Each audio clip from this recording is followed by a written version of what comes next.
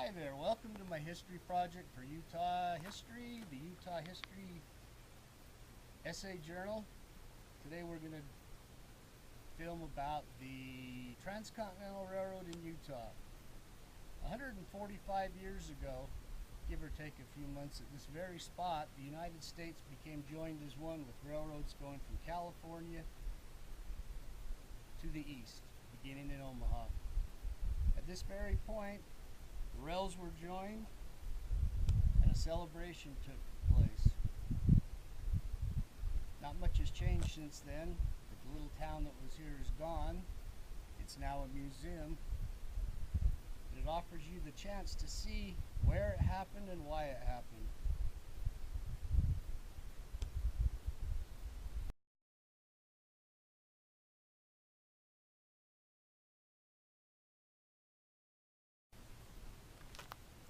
The celebration not only took place here, but in places all across the United States.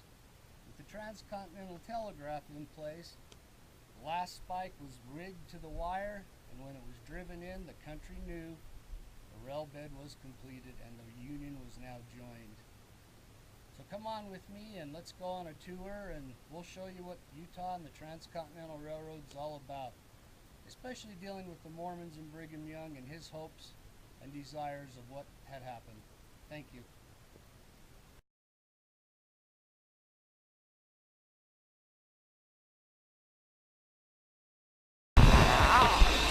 No, don't cry now, not when they're driving this car.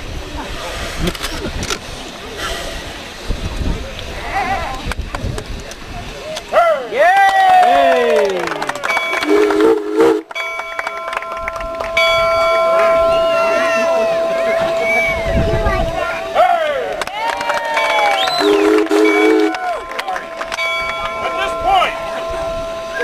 We should explain that the last spike is a regular iron spike that can be driven with a ball. We have that iron spike. It's already there. Both the spike and the ball are wired to the Transcontinental Telegraph wire so that the entire nation can hear the blows as the spike is driven. And now, ladies and gentlemen, the moment has arrived. Indeed, throughout the length and the breadth of the entire nation, coast to coast, from north to south, people everywhere are anxiously waiting. Mr. Stillings, the telegrapher, gives the signal over the wire, announcing that the last spike is driven. Bells and whistles will ring across the nation. In San Francisco, the fire alarm bells will ring, and a volley of cannon will fire.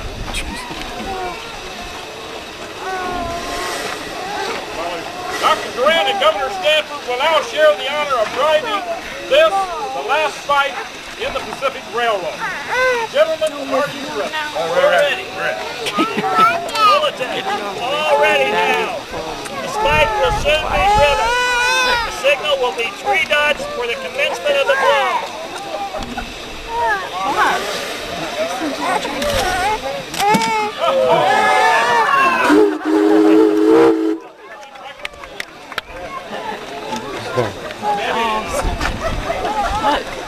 You want to hold that, baby? Sure.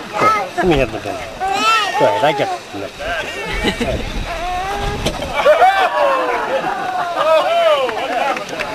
Can someone lend us a hand? Yeah, we need an expert here.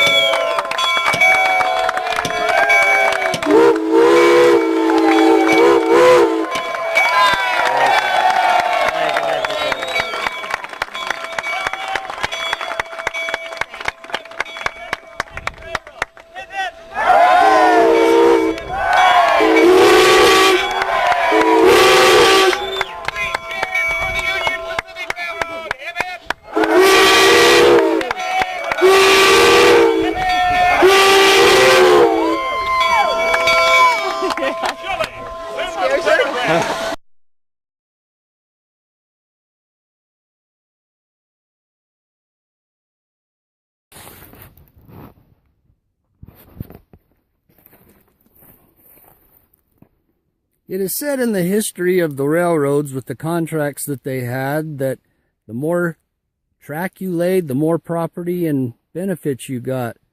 Therefore, as time went on, the two grading crews from both the Union and the Central Pacific worked side by side, sometimes fighting each other. They were so close that you could throw a rock at times, it has been said.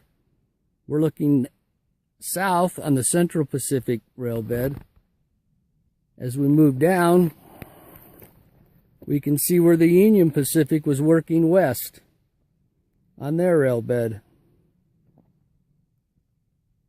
It never got tracks, so it's basically fallen apart since then. But they were side by side here, a stone's throw from each other. Some people say they fought, others say they didn't. But there was no friendship between the Chinese and the Irish.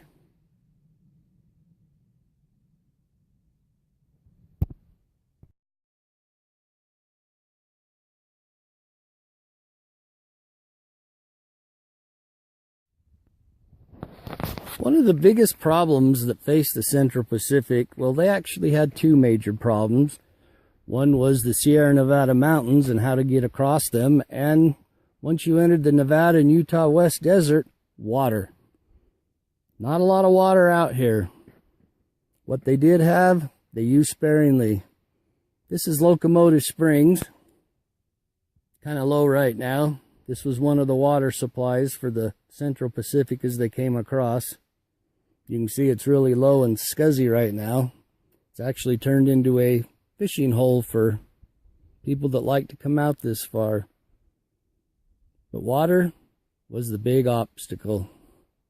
Usually had to be brought in by rail car to the workers and doled out sparingly.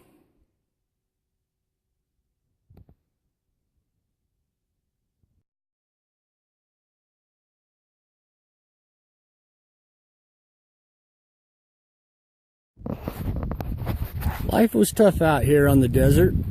As you can see, the train ran straight, nothing around. Nothing really has changed since 1869 when the train came across here. To give you a better aspect of it, let's drive down this rail bed and show you what it was like to ride the train.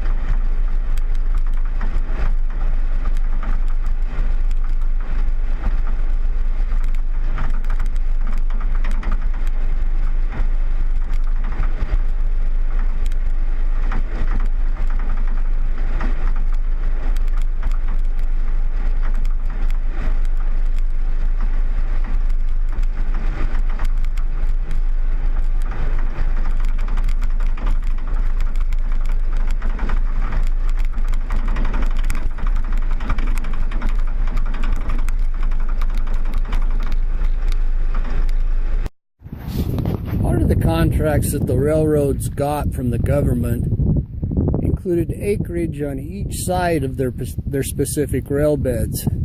Now the Union Pacific took great advantage of this.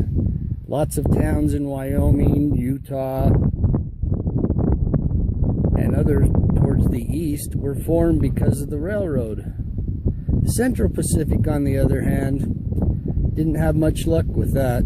They got Elko, Reno, a few small towns like that, but once they got to the desert, the little towns they built didn't survive very long. This is Kelton, Utah. Not much of it left. It was a big stop for the railroads.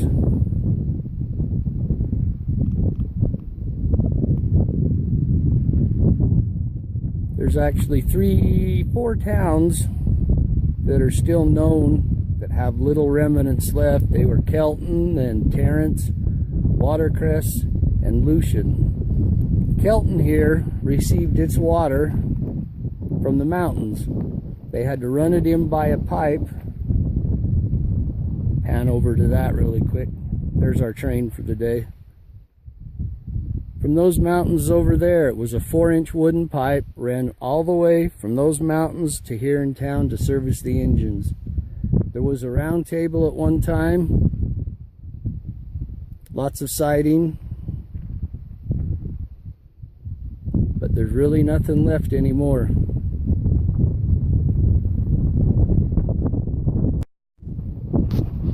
As I said before, life in these towns was rough. This is the cemetery here at Kelton. Some sad stories told in some of the headstones. A lot of them aren't left anymore. Lovely people come out and steal them.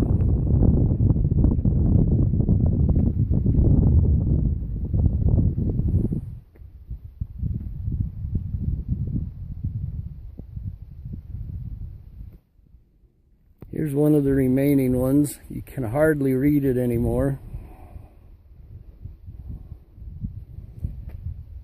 All it says is children of O.L. and something L. Ryan.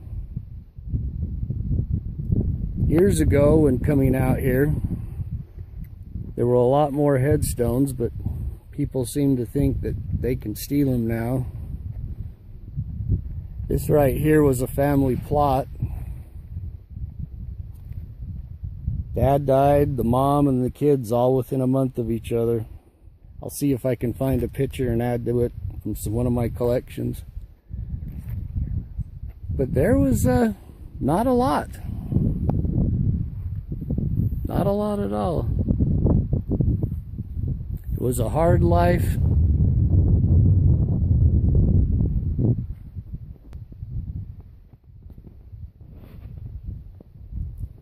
Here's another family plot that's actually left. Remembering the Flores family. Henry Clay, May 1838 to January 1878. Esther Gordon, February of 44 to March of 78. And baby Henry, also March of 78. He died in January. The wife and the son died in March.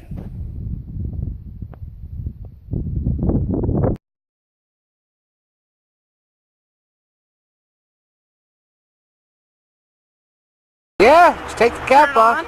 Yep, turn it on.